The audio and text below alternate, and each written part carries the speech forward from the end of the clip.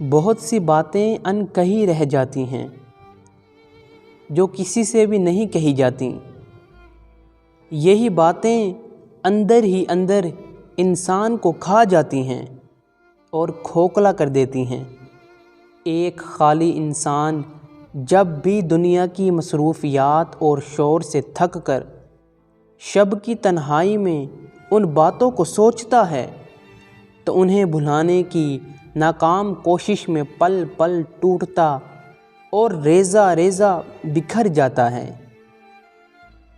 انا پرست انسان کو اگر آپ خود سے دور ہونے کا اشارہ بھی کر دیں تو وہ تمام عمر آپ کو پلٹ کر نہیں دیکھے گا، لیکن اسی انا پرست کو اگر آپ سے محبت ہو تو وہ ساری زندگی آپ کے قدموں میں ہی گزار دے گا۔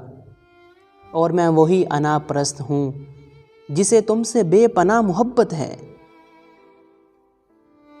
ہم لوگ بعض اوقات ان لوگوں کو اپنی زندگی کے قیمتی لمحات دے دیتے ہیں جن کی نظر میں ہماری کوئی اوقات نہیں، کوئی اہمیت نہیں ہوتی، جن کے لیے ہمارا ہونا نہ ہونا کوئی معنی نہیں رکھتا، جو ہماری غیر موجودگی میں ہمارے جیسے کسی دوسرے سے کام چلا لیتے ہیں۔